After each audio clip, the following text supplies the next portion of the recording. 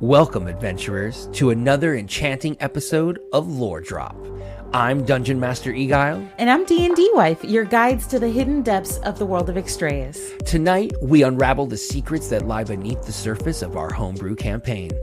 We'll dive into the lore, the legends, and the magic that makes Extrayus so captivating. We'll explore the stories behind the realms, the characters, and the world building that brings our adventures to life. Whether you're a dungeon master seeking inspiration, a writer crafting your own fantasy worlds, or just a fan of immersive storytelling, there's something here for you. Join us as we reveal the mysteries of Extrayus and share our creative journey with you. Get ready for a new lore drop, where imagination meets creation. Let's embark on this magical adventure together. Welcome back, adventurers, to another magical episode of Lore Drop. I'm D&D Wife, and as always, I'm joined by our mastermind behind the world of Extrayus, DM Eguile. Hello. Tonight, we're concluding our deep dive into the different types of magic in our homebrew world with something truly special and a little terrifying, psionics. So now, if you've been with us for the past few episodes, you know that we've covered everything from the arcane to primal to celestial magic, but psionics, that's definitely a whole different beast. Yeah, this is like the wild card of the bunch. It's definitely the unique one because it's the one that we kind of made ourselves. And so there hasn't really been seen like anything like this in the world of Extrayus, which makes it so kind of unique. Exactly. Psionics is so unique because it's a magic that's created by mortals themselves. There are no spell components, no deity connections, and it taps into this sort of power that shouldn't even be possible. And if you thought chaos magic was dangerous, psionics might just beat that and take the crown. Yeah, and like the best part about it is that it's a power that's purely strengthened by the mind, which means not only can this be incredibly powerful, but obviously dangerous to the user as well, because it's using a resource that no one has ever kind of used before. So we're gonna break it all down tonight, how it works, why it's so risky, and what kind of impact it's having on our world of Extrayus. Yeah, and of course we'll dive into the lore, explore how psionics ties into some of our favorite stories and characters and what it might mean for the future of our campaign. So buckle up, tonight's journey into psionics is going to be a mind bender. You don't want to miss this one, folks. Let's get this started. So obviously kind of excited. This is the end of our kind of deep dive on the beginnings of our magical system, and we really wanted to save psionics for last because it's the most unique to our world. Not necessarily in TTRPG worlds, because I know psionics is a very big play in some of the other systems. I think Pathfinder has a whole psionic tree. And for me, I've always loved the kind of the mind user. So it wasn't just like, I always hated that like wizards had telekinesis, but it wasn't like what I like as telekinesis. Right. It's a very minimal. It's like I'm using a spell to lift something up. It's not I'm using my mind and to lift something in. So I always loved that process. And so what really wanted to get me into psionics was that I wanted to include that in, and this is gonna be a weird point, and I don't know if anyone's actually gonna know this. So there was an old PS2 game called Galarians, and it had a sequel. I loved that game, and it was all about a kid that was like messed with genetically. It's got a cyberpunk feel, but it's all about like psionic powers, right? So you would have to go through, you'd have pyrokinesis or cyrokinesis or cryokinesis, and you'd go through, and those were all the abilities you had, and the whole point was like they were a way to break the system. So I remember going through, and if anyone knows out there, the Patreon Kibbles Tasty. Sounds weird. They're good. They have really great subclasses. And so the one I found, and I remember showing it to you, was the Scion subclass. Yes. Yeah, it was awesome. I thought it was a little crazy just because it does require the sort of like mind leeching effect, and in the end, I didn't really take it for myself. Yeah, because this was during the time that we've kind of described in a few other episodes where I was giving some of my veteran players these kind of unique subclasses. And so I kind of was like, kind of giving it like the hey, is this cool? Do you want to play this? Because I kind of wanted a reason to include psionics in our world. Yeah. But unfortunately, you didn't really want to. No, but sorry. I did happen to offer it to another player, Eric, who was willing to try out this new class. Being that he was a veteran and has kind of played almost every class out there, it would give him something new. So obviously, with this new class being introduced, we kind of needed to create a magical system to include it. Because we kind of... Yeah, in the world of Extrayus, there's so much magic and so much development that we wanted each of them to also have their own classification. It didn't seem right when it's just like, okay, well, this one character class has this and it's just cuz. Yeah. No, so everything has kind of a reason and an explanation about it. Yeah. So even if, say, like you're a class that wields magic, but you yourself don't, now they're like techs. They're not magic, they're more technology based to give it that flair. Yeah, something that does the same effect as that spell that you're trying to imitate, but it's not magic. But since obviously we made such a new world, it was such an opportunity that it can be something brand new to the world itself. Because, you know, you're my magic Sherpa, right? You're my one that I go to when I need to ask about like these ancient magics. Does this work? Yeah. And it always comes in where it's like a lot of times we butt heads because you would be like, well, this is not how it's really looked at for all of these years and years and years. Yeah, because this like has been the around, laws of magic don't quite work. This has been around for aeons before we were even here. We're just now getting the cliff notes and barely able to read it. Yeah. But I wanted to do something where it was like, hey, what if it's brand new? What if there isn't some like old codex for it and there could be now this like new kid on the block of magic? Really? Our whole world is new. Our gods are new. Our continent. Why not also some of our magics be brand new? Right. And so when we were thinking, I was like, well, psionics would be the perfect kind of into that because we take our magic system a little deeper than D&D does in that our magic systems are very separate. Whereas it's kind of... originally in 5e it was flavor, but now in the new D&D 1 it's a little different. But for us, it's like if you do arcane magic, it means you're summoning through rituals and through arts and through old practices. But if you're using primal magic, you're actually pulling that like element from the air, from the earth itself, from the earth itself, right? And so that's kind of how we explain. But psionics would be that cheat code, would be that one where it's out of nothing. It's kind of the philosopher's stone of Full Metal Alchemist. A little bit, actually. And it's funny that you should say that when it originated in Undabar with the Ganat who are created. Yeah, and so it definitely does lend credence to that. It started kind of lining itself up to like totally almost start writing itself a little bit.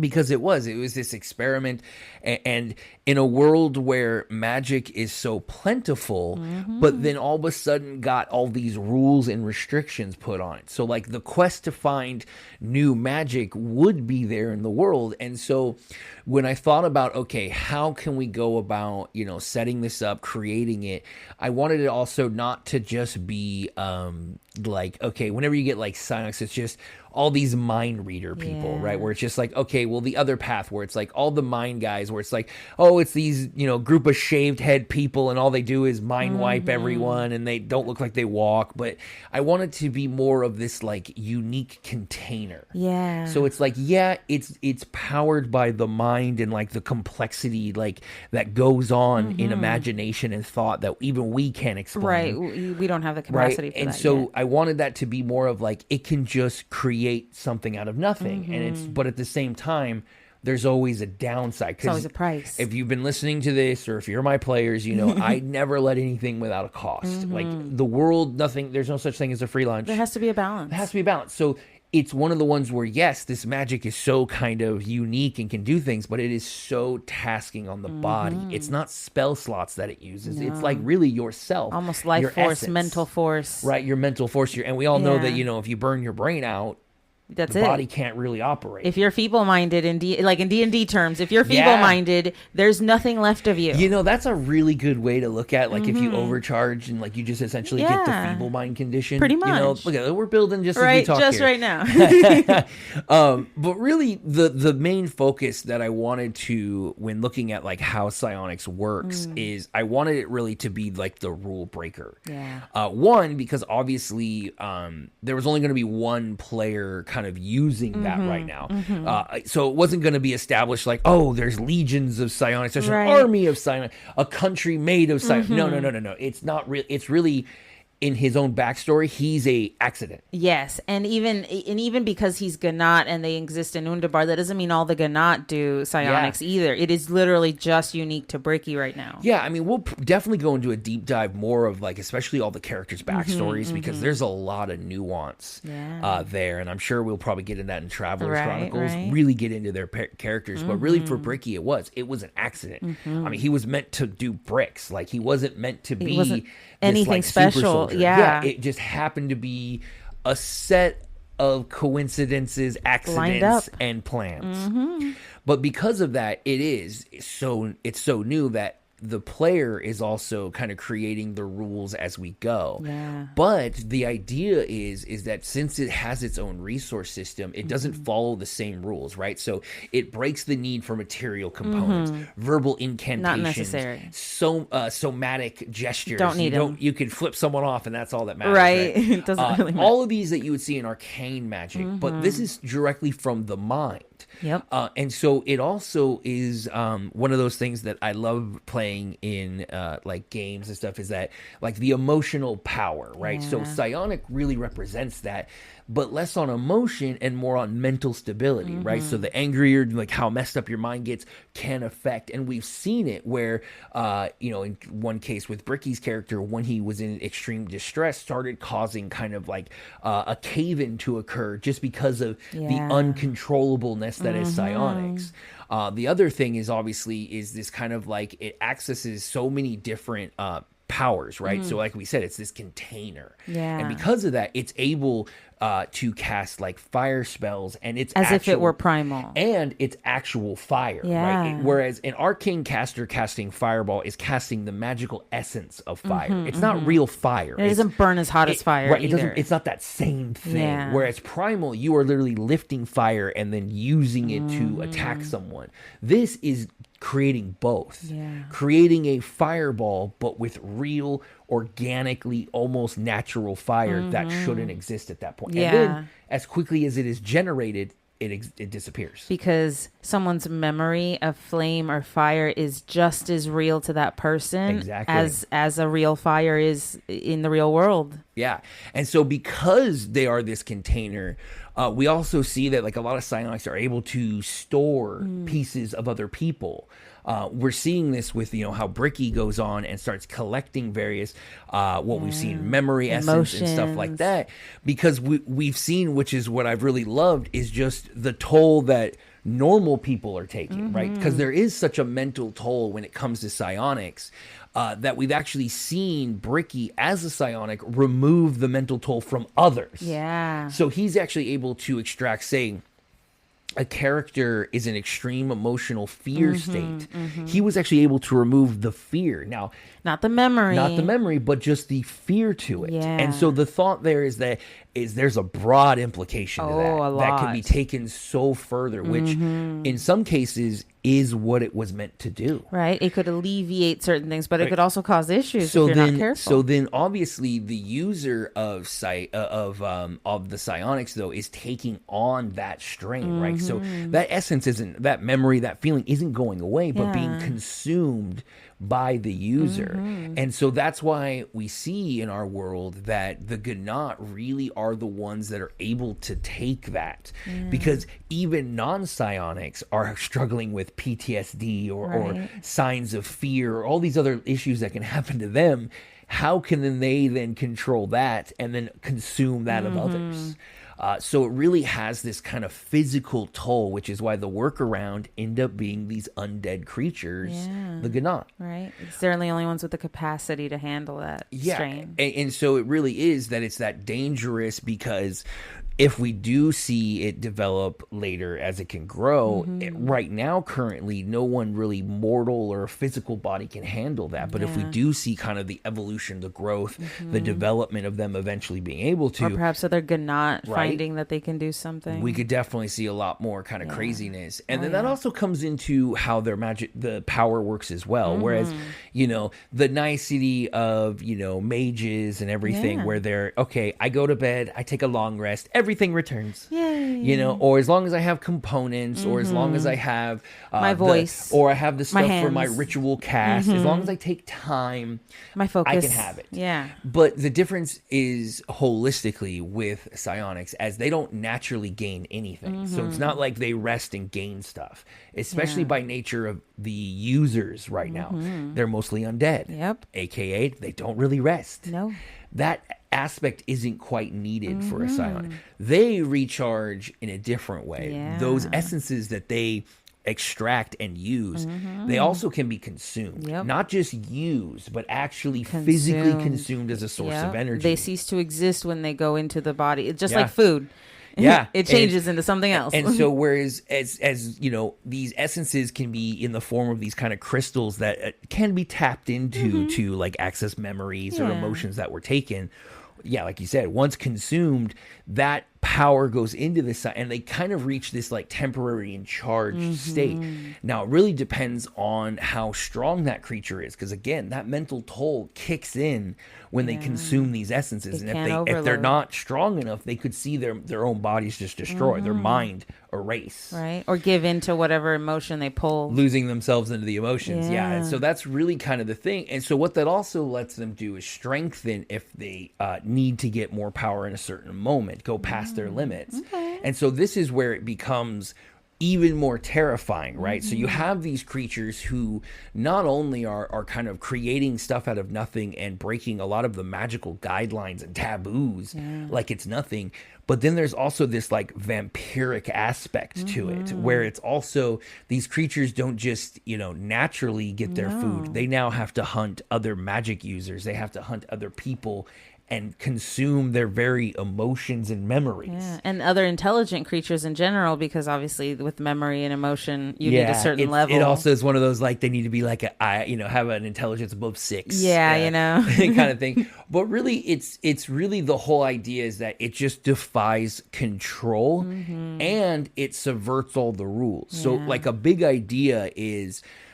in the instance of, okay, well now, we live in a magical world of Extrayus. There are so many spells to protect your mind, to protect everything magic. None of that stops psionic because it's not a magical spell that's attacking you. It's natural. It's natural. In a way. So it's used as this kind of force of espionage as way as also a anti-magic kind of tool. That's right, because we've seen Bricky destroy magics, or creation magics at least. I mean, almost all magics we've seen him absorb it, dissipate, break it up. And so they really are kind of being created to become this anti-mage, destroyer of magic, and can kind of get through everything. And as we've seen the way we've made it in the array, and if you check out on the Discord, we have a couple pictures of it, you can see that psionic even has this kind of weird pace oblong in it. Yeah, it's not a full circle because it is constantly trying to be pulled into control by the forces of void, by the forces of order. But it pulls away. But it can't. Yeah. And that really, I think, really kind of encapsulates the kind of thought process that went behind and the rules that create psionics. It has no rules. And so it really is this kind of cool thing, too, because there's a lot of responsibility on the player, Eric, and Bricky, as to how we see psionics start to grow and the more kind of different rules that get imposed by not only through Bricky himself, but through as we play and the story develops. So that's really going to be important. And honestly, I think for this magic alone, I think this is the one that is the most important when talking about the impact that it's going to have with the world. I think so. I think this one, the others have been established. They've been a part of the world of Extrayus for a long time. Maybe not since the beginning, but for a long time. But psionics is fairly new. Yeah, and so that, I mean, it is really funny because essentially the psionics birth is correlated to Bricky's birth. Yep. So we're at like 4 year 4 year 4, something like that. He'll have to tell us exactly, but so that really just kind of puts it into motion where when you have certain magics that have been around for aeons, and now you have 4-year-old magic, and so that really shows that it's going to, even just now starting with only kind of essentially one user, it is going to start to disrupt the entire magical ecosystem of Extrayus. Because since it doesn't follow established rules, we've already gone through, and if you've been listening with us, things like order. order has no problem changing the rules of the world in order to try to maintain the balance. Order. So the idea being is that we don't know how far now it's going to go until we see drastic changes to the world to compensate. Perhaps a new magic will spawn out, or the magics will separate themselves in order to get away or find a way to balance.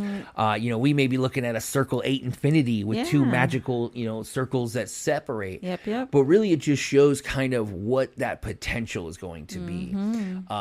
Like with you, and you've seen in your characters with the void magic, and you've seen how it has interacted with any kind of psionic creature. It is not a peaceful union of powers. It's volatile. It's like a chemical reaction that is explosive.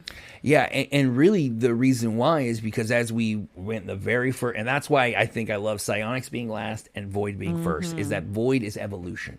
Void is pushing past the limits. Now one might think, oh well, this psionic is a new evolution of person. But it's not, though. It's really a bastardization of it, because obviously the human, or in case human body and mind, can't handle this. It was never meant to. No, it was created entirely on accident, like a lot of scientific discoveries.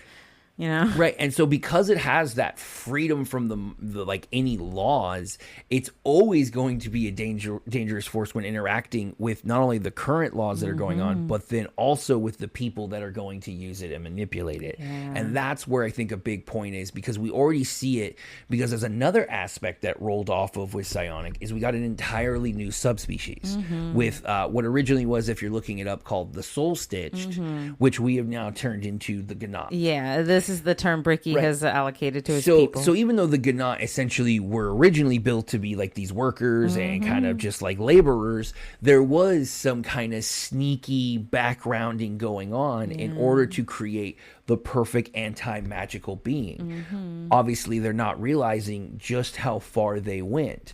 But that just kind of shows now that if this is our world of Extrayus and how it goes, and in 4 years this can be created and start to develop what's going to be a decade, 100 years, 200 years, where it really comes. And really, and where there are more. Right. And the big thing that I look at, and I always love when kind of talking about certain magics and powers, is like, okay, well, what's like the next step? It's always like My Hero Academia, right? Where does it go? When are you going to evolve to the next level? And so what we could see as the world kind of develops and goes by, we could definitely see a growing threat in that what happens when creatures or people are able to handle this kind of magic. When they figure, when the bodies evolve enough, like Humes, right? We've found out that Humes are extremely, have this great ability to evolve to really anything they're exposed to. And if they're exposed to psionics for a long period of time, develop that resilience to it. How then does it develop when people are born with the ability to do psionics? You hit it right on the head, right? Like that whole idea of like these kind of ready to go Humes that could definitely change. As a child. So if we see, we could definitely see entire countries be raised of psionic and scions themselves.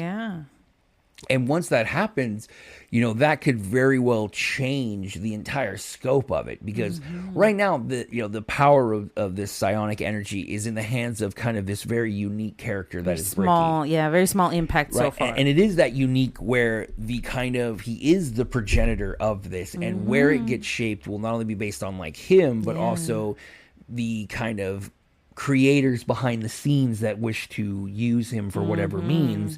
But it will be something that will definitely get worse and worse as we go, because obviously with it being so new, the other forces are still kind of, when you live for eons, a 4-year itch isn't something to worry about yet.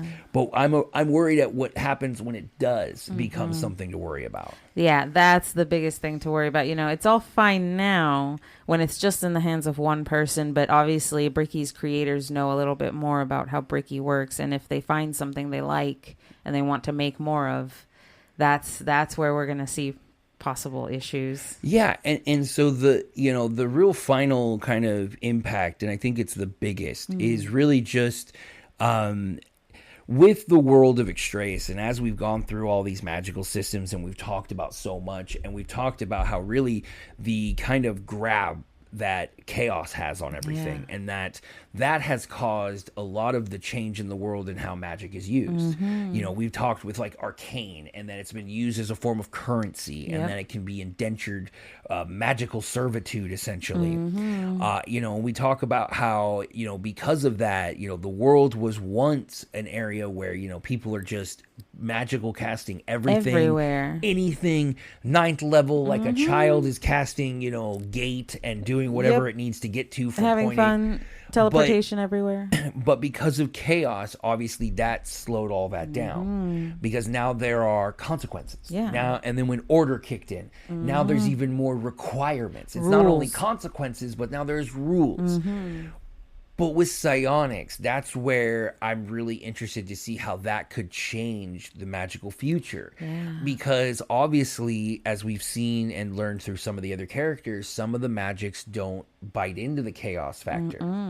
And psionic happened to be one of them. And so we could see that if this is discovered and it's like, okay, we just need to find the next step. Obviously, if some creature like a Gnat can do it, a human can do it. Right, we can figure it out. We could see essentially the entire makeup of Extrayus flip, and arcane magic and sorcerers and stuff become now the lower class, with psionic and the mental power becoming even greater of an expanse.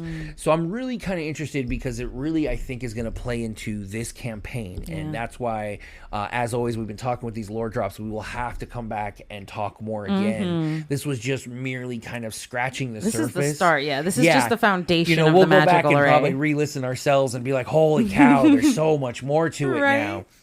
But it's always fun to be on that journey and kind of get that understanding. And I think with this kind of last part of our magical circle, it really kind of solidifies the chaotic nature of Extrayus' magic, and the unpredictable nature of it. You were the one who drew out our circle, and were the one that came up with the idea of psionics being this kind of ellipse, this larger oval, this irregular part of the array.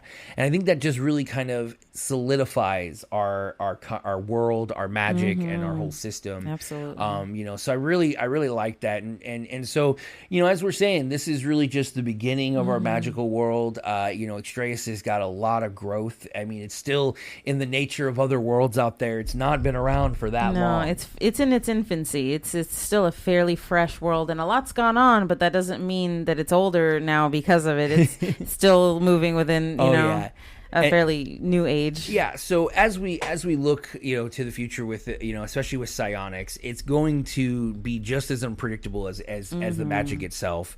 You know, there's a lot of corollaries with, you know, like we said, with Full Metal Alchemist and the Philosopher's Stone. So, you know, it is one of those things where, you know, it might not be worth the cost as people start to discover exactly what has to go in. The toll to create these Gnat and have them use these powers. As we're starting to learn, some of the price for becoming a Gnat might not be one that people are willing to pay. But that will definitely be for another lore drop. Well, that wraps up our deep dive into psionics. It's been a wild ride exploring the mysteries and dangers of this new and mind-bending magic. Psionics is definitely one of the most unpredictable forces in an already chaotic world, obviously. And I think we're only really scratching of what it can truly do, or what the chaos it's going to bring in the next few campaigns. Absolutely. If you have any questions or theories about how psionics might play out in the world, make sure to join us on Discord and share your thoughts. We'd love hearing from you. And don't forget to like, subscribe, and leave a review if you enjoy tonight's episode. It really helps us out and lets us keep exploring the world of Extrayus with all of you. Thanks for joining us, adventurers. Until next time, may your rolls be high and your mind stay sharp. Take care, everyone. And that brings us to the end of this episode of Lore Drop. We hope you enjoyed exploring the rich lore and magic of Extrayus with us. But the adventure doesn't have to end here. Join our Couple of Nerds Discord community to dive deeper into the world of Extrayus, share your own stories, and connect with fellow adventurers. And don't forget to check out the Couple of Nerds YouTube channel. There you'll find all our content, from thrilling campaign highlights to miniature painting tutorials and more. We love hearing from you, so be sure to leave your thoughts, questions, and ideas. Who knows, your input might just inspire our next episode. Thank you for joining us on this journey through Extrayus. Until next time, keep your imagination alive and your dice ready. Stay curious, stay creative, and may your adventures be ever wondrous. See you in the next lore drop.